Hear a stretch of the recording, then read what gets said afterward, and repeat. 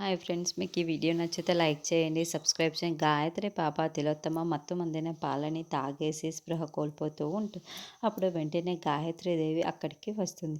గాయత్రీదేవి వస్తూ ఉండటంతో అమ్మయ్య అక్క వచ్చేసింది అని తిలోత్తమ చెబుతోంది.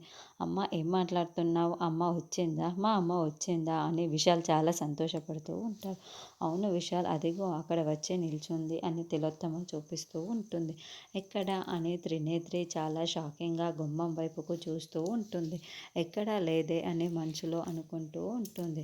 అమ్మా వచ్చావా అమ్మా, నువ్వు నాకు కనపడవు, నీ మాటలు కూడా నాకు వినపడవు. నయని ఇలా ప్రవర్తిస్తుందో నువ్వు కూడా చూస్తూనే ఉంటావు కదా. నువ్వు అలాగే మౌనంగా నిల్చొని ఉంటే ఇక్కడ ఉన్నది నయని కాదు అని అందరు అనుకుంటారు. కాబట్టి నువ్వు చెప్పమ్మా, ఇక్కడ ఉన్నది నయని అని చెప్పమ్మా. ఏదో ఒకటి చెప్పి మాకు ఉన్న అపోహలన్నీ కూడా తొలగించేసేయమ్మా, మాట్లాడమ్మా అనే విషయాలు చెబుతూ ఉంటాడు.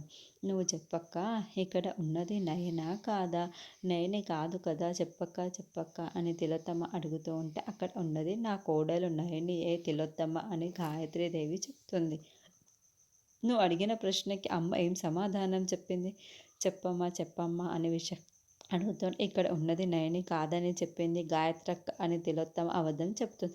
దాంతో గాయత్రీదేవి చాలా టెన్షన్ పడుతూ ఉంటే, ఏంటి నయని కాదని చెప్పిందా మా అమ్మ అని విశాల్ చాలా టెన్షన్ పడుతూ ఉంటాడు. నేత్రికి మాత్రం ఏమీ అర్థం కాక అలా షాకింగ్గా చూస్తూ ఉంటుంది. మరి గాయత్రీదేవి నేత్రి చేతులను పట్టుకున్నప్పుడు మళ్ళీ నయనిగా మారిపోయి మొత్తం తిలోత్తమ ప్లాన్ని తిప్పికొడుతుందా, లేకుంటే నేత్రి ఇరుక్కపోతుందా అన్నది మనం నెక్స్ట్ ఎపిసోడ్లో చూద్దాం.